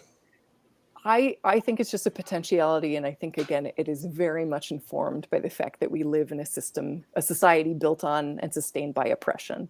So I think again, this is why I get political, or why I talk about anti-oppressive political practice, because if you're not aware of the ways in which you have internalized systems of oppression and repression, you don't know that you're reproducing them in your own practice. I see a lot, again, in terms of occult practice, a lot of witches who are really just rehashing their evangelical upbringing and talking about like, you can't do certain types of magic because the threefold law and you're going to get punished and all of that. It's like, that sounds a little Old Testament to me. Like, it's this really like, again, this idea, why does this practice so resemble morally like what you just came from, right? So I think you just require like a good magical practice, I think, requires having an aware of these social things. Unfortunately, again, like that, like Nietzsche, there's a certain like Nietzsche Crowley pipeline of like guys who think that they're just like the best boy and they're the center of the universe and develop a whole magical system centering themselves, you know, and it's like, okay, again, I think you've missed the point, right? You're just taking this idea of this, like, that there's this golden child that needs to be worshipped. You've just made it you, as opposed to like rich guys in the Silicon Valley. I don't know. I don't think it inherently does. But again, if you're just reproducing the same social mores, I think it's going to in one way or another. Mm-hmm. Yeah. Mm-hmm. Well, that is an interesting thing about like the modern practice of magic. It's something I brought up with Marco, that because I have an interest, part Icelandic, like small part, but Icelandic, and so I have an interest in the sagas, and those are one of the best sources for the historic, practice of various magic rituals, because they're describing them as they occurred essentially. And I was talking to him about how the actual like literal historical practice of magic that traced back for whatever, but I don't know how many 100,000 years, 70,000, I don't know, whatever, tens of thousands of years when humans were practicing this stuff, like in Northern Europe, in whatever, it literally got entirely eliminated. Like there's no unbroken chain of magic practice of those rituals. They eliminated them all to the most remote valley in northern Norway. It's stunning. The church did such a powerful job. And so it's like, it makes me like think about the deeper part that you're sort of were describing with chaos magic. I was talking with Leah right before the show very briefly, but saying like, never thought about magic before, but like the fact that there's a way of sort of doing something like magic, but it's like a ritual practice that your ancestors did for like tens of thousands of years. Like it's sort of like Louise was sort of suggesting with like an inherent element, like even though I'm an atheist, kept all that stuff, like I'm drawn in some sense to practicing the ritual purely as a way of like communing with my like psychological ancestry or something. Yes. Is that kind of what you're plugging into with chaos magic? 100%. Yes. Okay, cool. Because it's, to me, again, like so many people claim like lineage and that it matters, right? And so, and it's like all of that is reconstruction, right? It's reconstruction that you're taking too seriously. And in chaos magic, you're reconstructing, you're constructing, and that's the point, because it's you and it's informed by you. And you're doing, again, it's not what the ritual is, it's that you are engaging in ritual belief, right? That you are engaging in prayer. It doesn't matter who you're praying to, or ritual action. It doesn't matter if you actually believe in a thing. Like, I think you're tapping into that greater human experience, that historical human experience. Like, to me, it's really beautiful to see, like at the Louvre, they cut out, I mean, we can talk about colonialism also, but like they cut out a tomb, and like an ancient Egyptian tomb. And to me, it's so beautiful to like look in there and see like this, a hand carved this, right? Like when I was in undergrad, I did these artifact reports as part of an archaeology class, and like this little clay figure that was made 6,000 years ago, right? And again, that continuing impulse to create, that continuing impulse. I think creativity is a ritual action also, just in general, and is magic. That magic is in the practice, right? It's not in, well, it's these gods and it's these lines that you carve in this way, and it's this way that you turn around. No, it's that you are creating something and that you are doing something, because that's what people have been doing since, before we have any record of it. Yeah.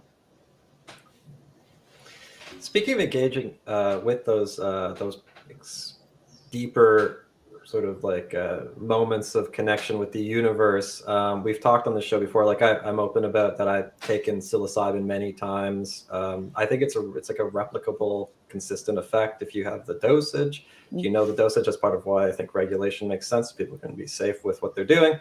You know, and like, so for me, I experience it as like a physical material thing that enables abstraction and stuff, but I'm not saying that's what it is. That's what I believe there's strong evidence for, but you know, whatever, that could also be whatever. I don't need to have it be that.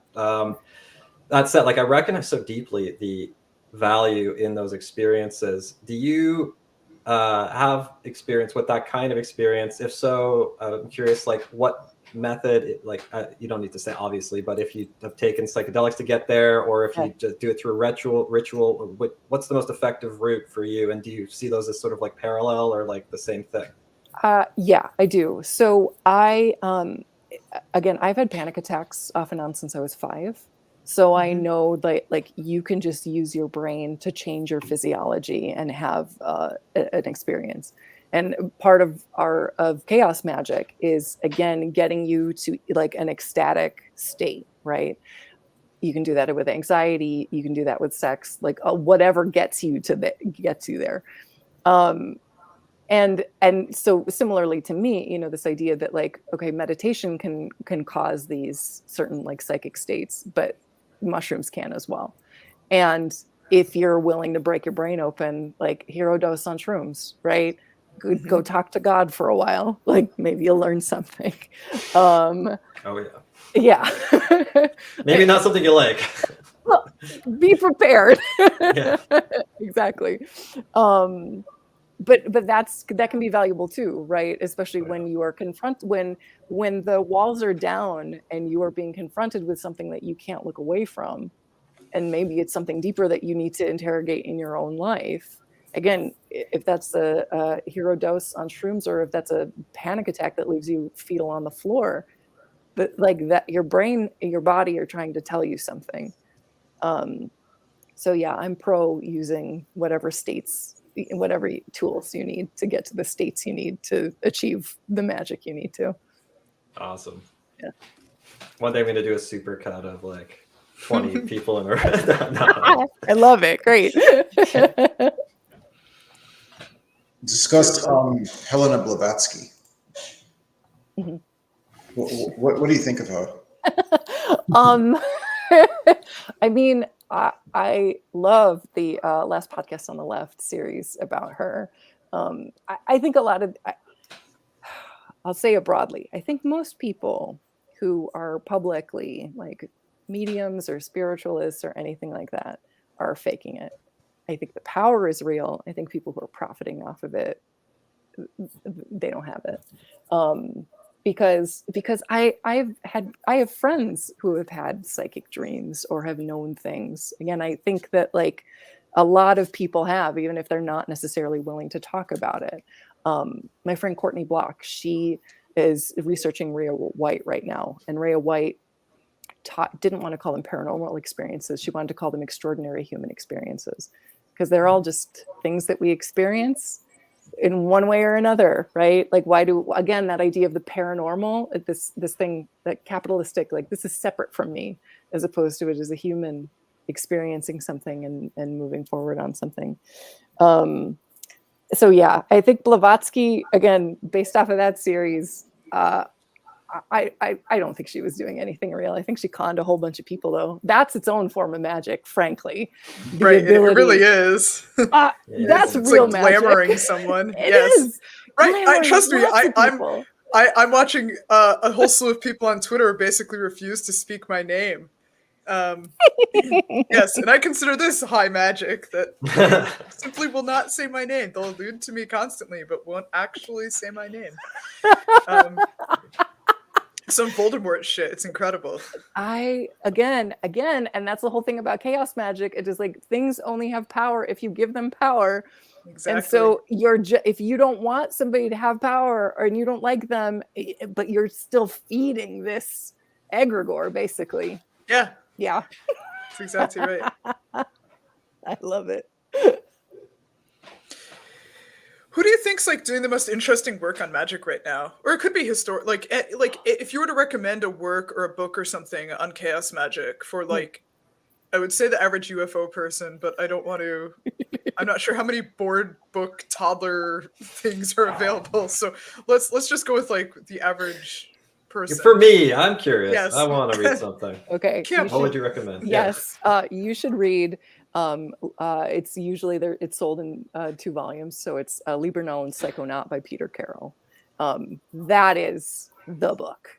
That is, or the 2 books.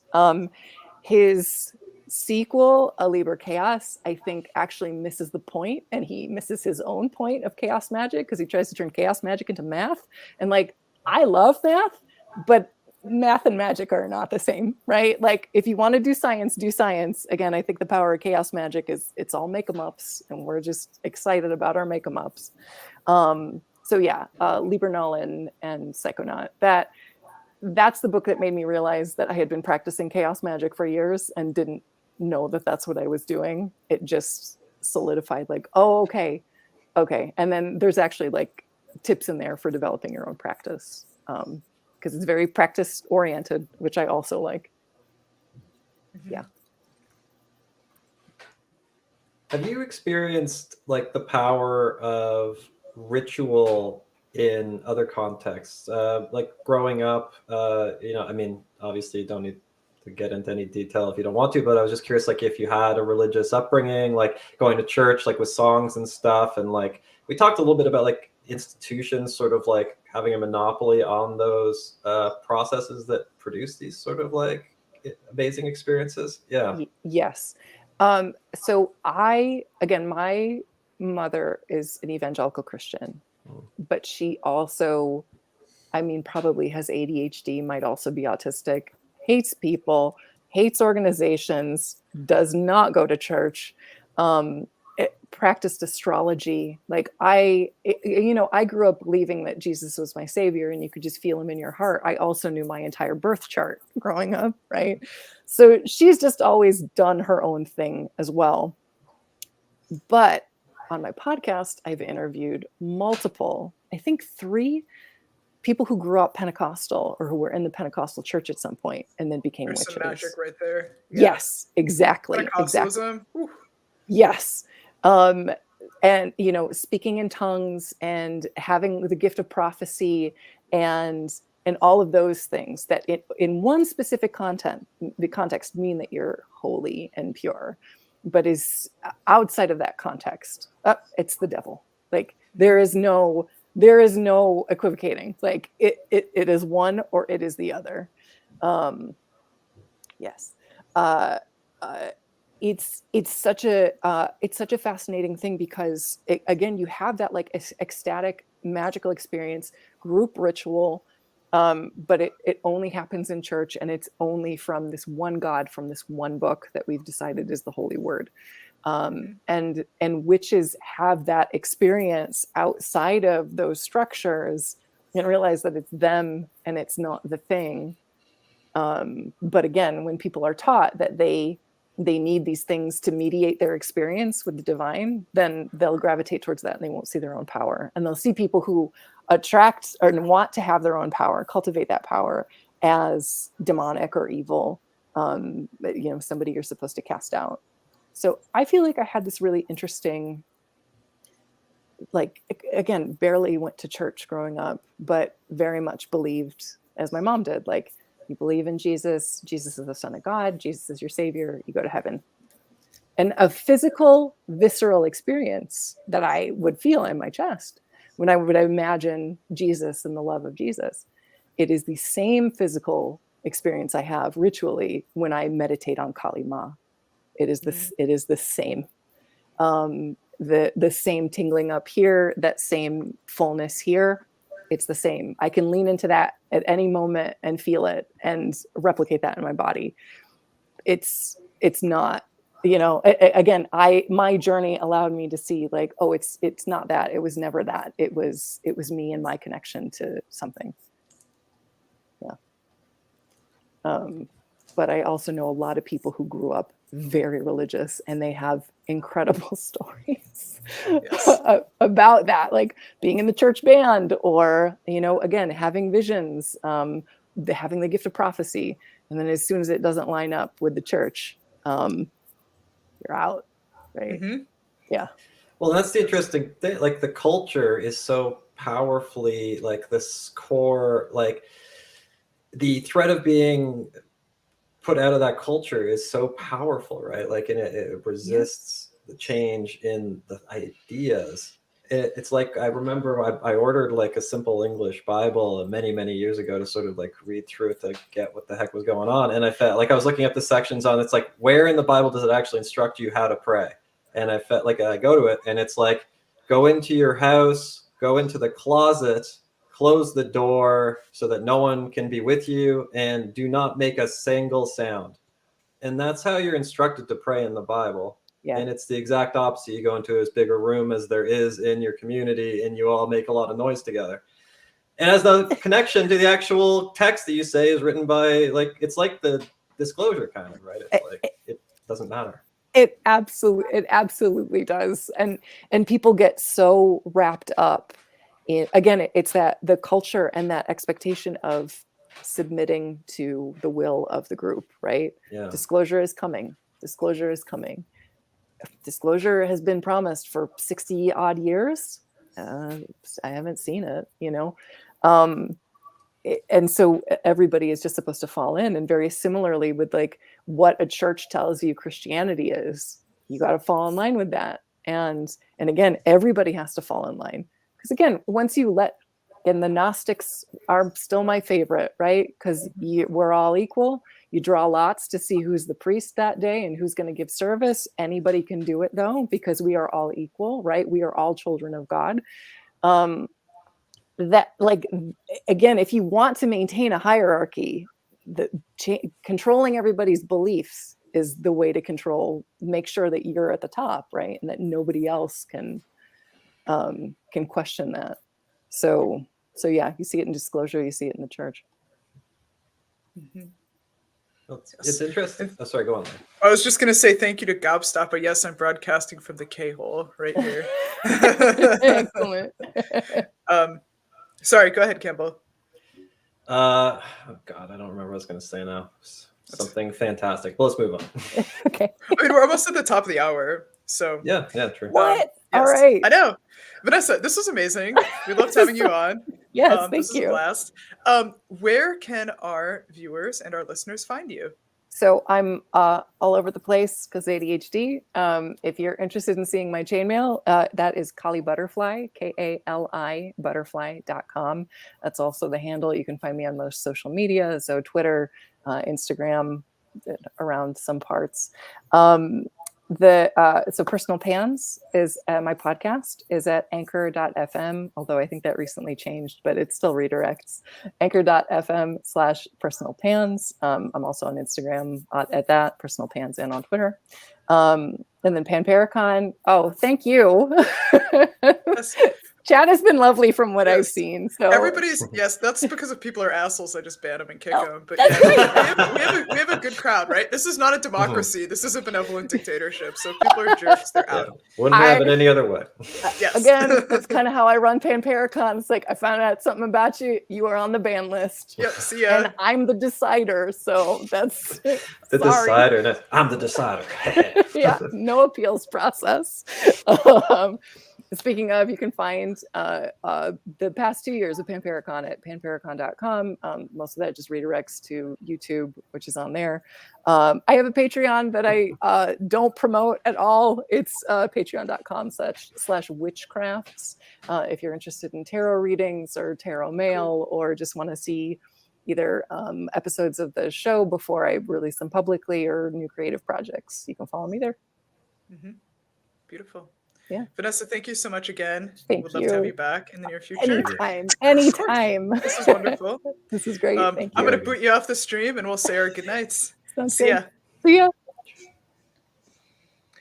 All right. Gentlemen, we did it without Nick. We made it. It's a miracle. Full 2 hours. I know it is a miracle. How did we do it? I don't know. We had a very compelling guest. Yeah. What's going on in your guys' world? How are things? They're good. Anything going on? What were you going to say, Louise? I paused because you were leaning forward. I thought you were going to have something big. Oh no, I was just checking my bag of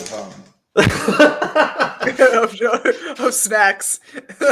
Checking how many left are about to be done. You're like, how many I got? Oh my goodness. Nice. Yeah, but no, yeah, just getting ready for the warm spring season. It's exciting. Oh yeah. The Cool. time changing too, it like is like energizing me. I like look outside at 7:30 and I can still like see across the street. It's like, oh my god. Oh yeah, dude. I feel like I'm on a party drug. Like once it starts getting light and I'm outside in springtime, I'm like go 24/7. So Yeah. next week we have Talisma on. We've spoken to Campbell. Yep. She'll be our awesome. guest. And then the week after, on the 29th, we will be welcoming Kurt Collins onto the show. And it's also noteworthy because I will not be here on the 29th. So it will be you gentlemen running things. Campbell, I hope that I have trained you well on StreamYard. I hope you get some viewers. Well, I was hoping you weren't going to tell people you weren't going to be here. Now we're in trouble. Oh, sorry. People, okay, well, we'll leave it up in the air. I probably won't be here, though. But Kurt Collins is going to be a baller guest. He almost never does shows, so super exciting that we've got him on. And I honestly think, especially Nick, will be an amazing interviewer for that episode because Nick's such a case guy. Oh yeah, no, yeah, Louise and Nick, and I've got a few things too. Kurt's great. He's got his, blue blur lines and stuff like that. Yeah, his Cash Landrum stuff. Yes. Incredible. Cool. All right. If there's nothing else, I'm happy to say goodnight to everyone. Be safe, be well, and we will see you guys next week. See ya. Cheers.